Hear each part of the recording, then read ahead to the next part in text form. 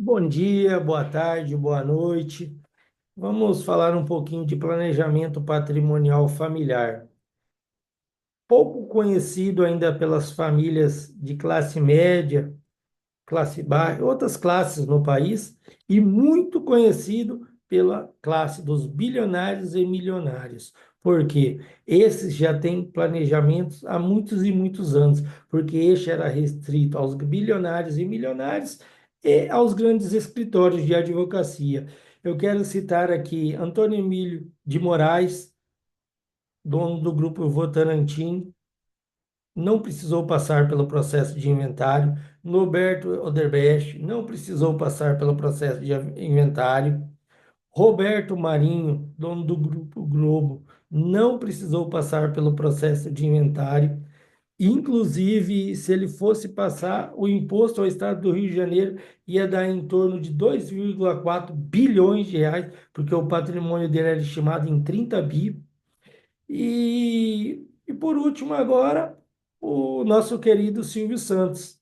Não teve briga, não teve nada, porque estava tudo organizado em holdings, tudo organizado para a família, tudo organizado para ter continuidade por gerações.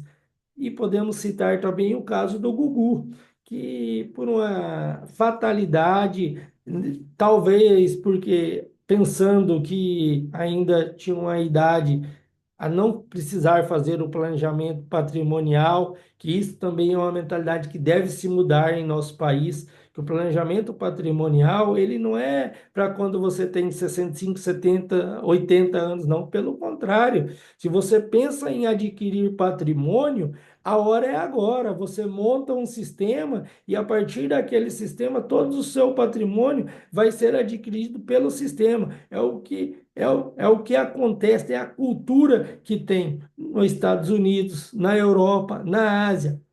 E, pasme, eu quero trazer uma curiosidade aqui: o mesmo ministro da Fazenda, Fernando Haddad, que diz que o imposto do Brasil é muito barato sobre a herança, que hoje varia entre 2% e 8%, ele tem uma holding organizando o seu patrimônio.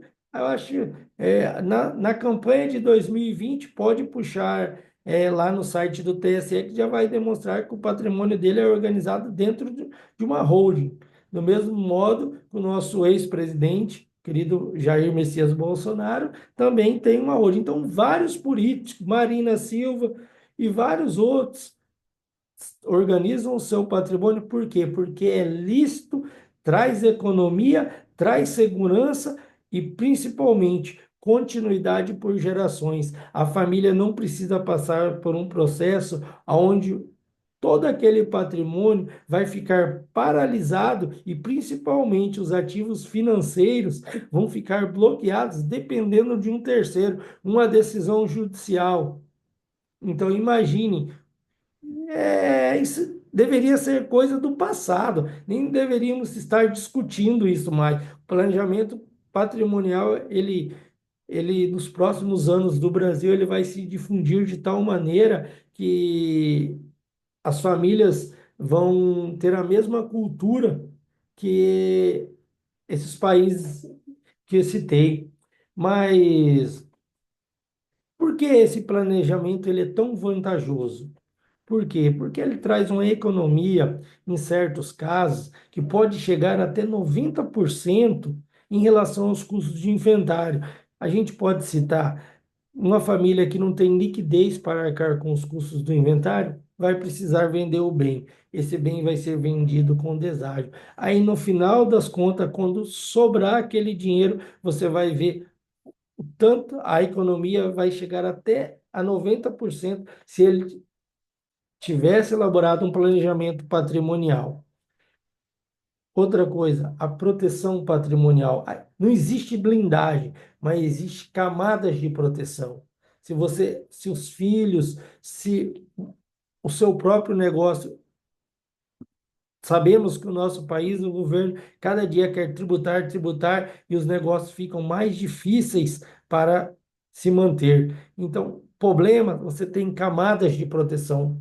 Blindagem é coisa ilícita. Advogado ofereceu blindagem, não faça. porque isso é um castelo de areia. Outra proteção, a sucessão. Você vai organizar o seu patrimônio conforme as suas necessidades. Você, pai, você, mãe, você vai direcionar os bens para aquele filho A, B ou C em vida. Não vai ser um terceiro, um juiz que vai decidir, que vai colocar empecilhos ali, não. Você já vai decidir. A gente, através de um acordo de sócio, vai colocar ali expresso, filho A, casa tal, filho B, fazenda tal, e assim por diante. Então, você tem o poder de decisão na sua mão. Só depende de você. Mas a grande verdade de tudo isto, que o planejamento patrimonial, ele não é luxo, ele é um investimento. Ah, mas ele tem gastos. Sim, mas é um gasto planejado, não é um gasto que hoje eu estou gravando esse vídeo para você. Ontem uma cliente, no final de semana uma cliente foi surpreendida, o marido com 35 anos de idade, num trágico acidente, acabou falecendo. 791 mil reais na conta da empresa, bloqueado, 49 colaborador a depender dele, porque ela não conhecia em nada o funcionamento da empresa. E agora? Agora, passar pelo processo de inventário dos 50% dele, depender de uma decisão judicial para liberar esse montante, porque era para manter os custos da empresa, início de mês, pagar os fornecedores e depender da justiça, sabendo que ela é morosa. Mas é aquela eventualidade. A gente não espera, mas pode acontecer. Então, o planejamento patrimonial nas famílias brasileiras, eles devem acontecer e as famílias devem buscar este conhecimento. Hoje a internet está aí para você buscar o conhecimento, saber o que é a carga tributária do país, saber o que é uma sucessão organizada, saber o que é você pegar e economizar em impostos, você organizar a sua família e principalmente você, uma coisa aqui, manter o legado. Que um pai e uma mãe deixam um legado. Sem o pai e uma mãe, num processo de inventário, 90% das famílias a desarmonia está instaurada, o laço familiar rompido e desta maneira tudo se acaba. Então, essas explanações é para dizer que o planejamento patrimonial familiar ele vem para ajudar as famílias brasileiras.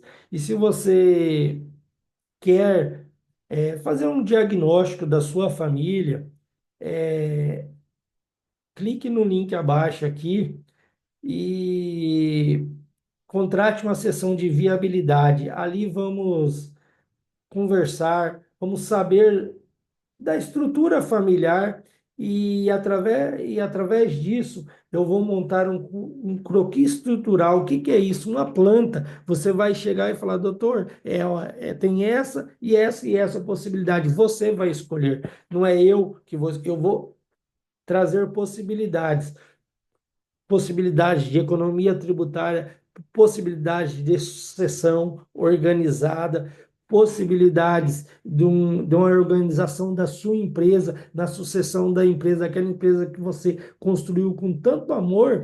Um dado muito importante é você saber que 70% das empresas, elas fecham as portas da passagem de bastão do pai para o filho. E aí, quando passa do filho para o neto, esse dado é alarmante. De 95% a 98% das empresas acabam fechando as portas. Por quê? Por falta de planejamento. Porque tem que passar por um processo de inventário, a empresa vai ficar paralisada, muitas das vezes, num país onde não temos estabilidade, onde o governo só quer arrecadar, arrecadar, arrecadar, a gente passa por um momento tormentoso. O que que vai acontecer? Acabar fechando as portas. Então, com esse planejamento, tudo isso é evitado.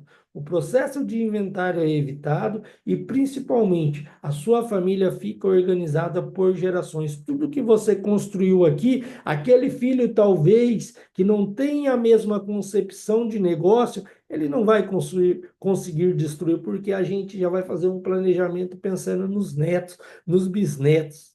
Isso você vai entender quando você contratar uma sessão de viabilidade e conversarmos olhando para dentro da sua família.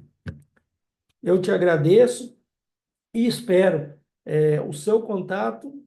Clique no link abaixo aí e vamos conversar e planejar a sua família juntos.